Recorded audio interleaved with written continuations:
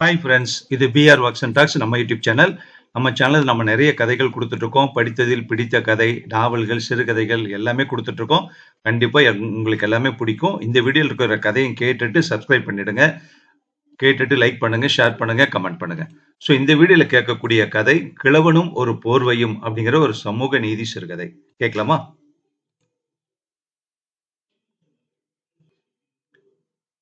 கிழவனும் ஒரு போர்வையும்.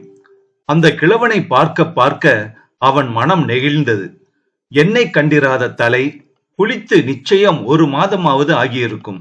ஒரு அழுக்கு வேட்டியே மானம் காக்கவும் குளிர்காலத்தில் போர்வையாகவும் என்றாவது தலைக்கு குளித்தால் துண்டாகவும் பயன்பட்டிருக்க வேண்டும் என்று அவனுக்கு தோன்றியது.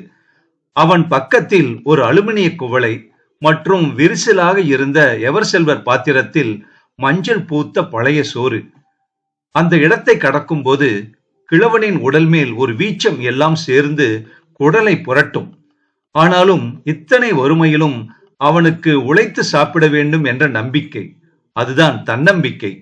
ஒரு சிறிய ரம்பம், மரக்கட்டை, அதுவே அவன் சொத்து. கண்ணருகில் எடுத்துச் சென்று சிரத்தையாய் அந்த மரக்கட்டையை ராவி ஈரொளி செய்யும் சாதுரியம் அவனுக்கு வியக்க வைத்தது.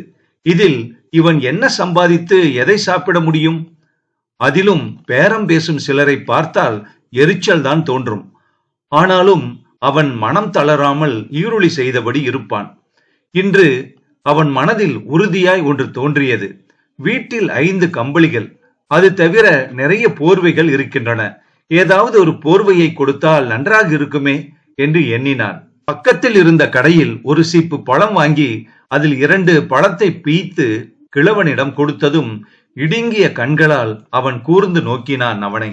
என்ன சாமி, எதுக்கு பழம்? சாப்பிடுங்க தாத்தா.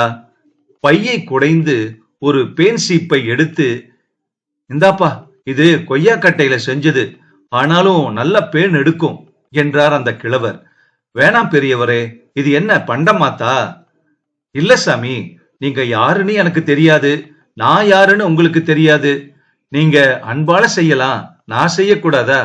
ஏதோ என்னால முடிஞ்சது என்றதும் ஒரு கணம் அவன் உடல் சிலிர்த்து போயிற்று. வீடு சென்றதும் படுக்கை அறைக்கு நுழைந்தவன் அதிர்ந்து போனான். ஏய் நந்தினி, இங்க இருந்த சால்வை எங்க? அதுவா, எங்க அப்பா ரொம்ப நாளா கேட்டுக்கிட்டே இருந்தாரு, நான் தான் கொடுக்கவே இல்ல. நேத்துதான் தம்பி கொடுத்துட்டு வந்தான் என்று கூறினாள் நந்தினி. சரி, அது போகட்டும், நிறைய போர்வு இருந்துச்சே, அதெல்லாம் எங்க? போங்க நீங்க, அவ்வளவும் எதுக்குன்னு நமக்கு வேண்டியதை மட்டும் வச்சுட்டு மிச்சத்தை எல்லாம் பரன்ல கட்டி போட்டுட்டேன். எதுக்கு இவ்வளவு விசாரணை இப்போ என்றாள் நந்தினி. ஒன்றுமில்ல என்றவாறு பரனை பார்த்தான். அதில் ஏறுவது பிரம்ம பிரயத்தனம். நடைவண்டி துவங்கி உடைந்து போன ஈசி சேர் வரை இருக்கும். அங்கே காலை வைத்தால் வெண்கல கடையில் புகுந்த யானைதான். அந்த சாமான் குவியலில் எங்கே தேடுவது? புஷ் என்று பெருமூச்சு விட்டான் அவன்.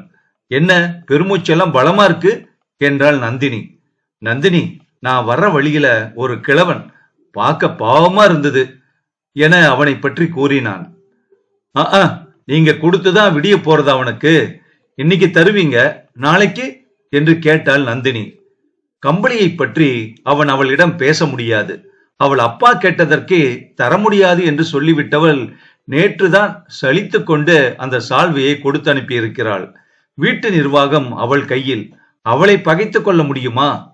அவனுக்கு தூக்கம் வர மறுத்தது. நாம் சொகுசா இங்கு படுத்துக் கொண்டிருக்க பாவம் அந்த கிழவன் மட்டும் குளிரில் நடுங்க மாட்டானா? நந்தினி, நந்தினி, தூங்கிட்டியா என்றபடியே அவன் விளக்கை போட்டான். என்னாச்சிங்க என்றால் தூக்கம் கலைந்த எரிச்சலுடன். மனசாட்சி வேண்டாமா நமக்கு? நாம மட்டும் ஹீட்டர் போட்டுக்கிறோம், போர்வை போத்திக்கிட்டு தூங்குறோம். ஆனா அந்த கிழவன் என்றதும் முறைத்தாள் நந்தினி.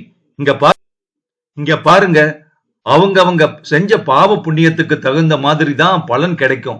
நாம நல்ல ஜென்மம் எடுத்திருக்கோம், சந்தோஷமா இருக்கோம். போவீங்களா? என்ன போட்டு குழப்புறீங்களே என்றாள் அவள். தத்துவம் பேசுற நீ என்றான் அவன். மறுநாள் காலையில் பரன் மேல் ஏறினான். அரை மணி நேரம் முனைந்து ஒரு போர்வையை எடுத்தே விட்டான். உங்களுக்கு மர கலண்டுதான் போச்சு என்று கேலி பேசிய நந்தினியை எதுவும் பொருட்படுத்தாமல் கிளம்பினான் அவன். அந்த கிழவனை கண்கள் தேட தூரத்தில் ஒரே கூட்டம். கிழவன் மண்டனையை ஏதாவது போட்டு விட்டானோ? தானம் கொடுத்தா ஒழுங்கா கொடுத்திருக்கணும் என்று எண்ணியபடியே அங்கிருந்து நகர்ந்தான். நல்ல வேளை, உயிருடன் இருந்தான் கிழவன். போர்வையை அவனிடம் நீட்டினான். அந்த கிழவன் ஏதோ யோசித்தபடியே வேறு எதுவும் பேசாமல் வாங்கிக் கொண்டான். கேட்காமல் கொடுத்ததால் மதிப்பில்லையோ என தோன்றினாலும் அந்த போர்வையை கிழவன் போர்த்தி கொண்டதும் நிம்மதியுடன் ஒரு சிறு பெருமையும் இருந்தது அவனுக்கு.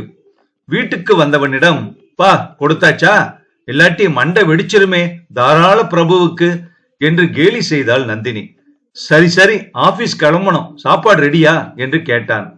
ஆபீஸ் போகும்போதும் அதே கூட்டம் அங்கே நின்று கொண்டிருந்தது. என்னங்க அங்க கூட்டம் என்று அங்கே நின்று கொண்டிருந்த ஒருவரை கேட்டான். தெரியாதுங்களா உங்களுக்கு? ஏதோ ஒரு பொம்பளை பைத்தியம் செத்துருச்சு, எவனோ லாரிக்காரன் ஒருத்தன் அடிச்சு போட்டுட்டான் போல என்றதை அந்த கிழவனும் காதில் வாங்கியது தெரிந்தது. கூட்டத்தை விலக்கி பார்த்தபோது பரிதாபமாய் இருந்தது.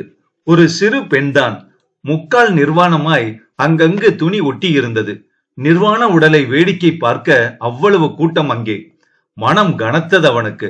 டேய் போங்கடா காளி பசங்களா, நீங்க அக்கா தங்கச்சிங்க கூட பிறக்கல, பொண்டாட்டி இல்ல, நீங்க உங்க அம்மாவுக்கு பிறக்கல, வேடிக்கை பார்க்கறானுங்க என்று சொன்னதோடு நில்லாமல் சற்று முன் அவன் கொடுத்த போர்வையை போர்த்தி அபலை பெண் அருகில் அமர்ந்து அழுதான் அந்த கிழவன்.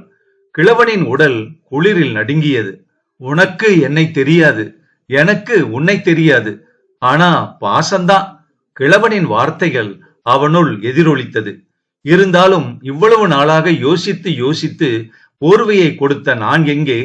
தனக்கு என்று எதுவும் இல்லை என்றாலும் அடுத்தவர்களின் கஷ்டத்தை பொறுக்காத அவன் எங்கே? ஒரு பாறாங்கல் நெஞ்சில் ஏறியது போல பாரம் அவனை அமுத்தியது.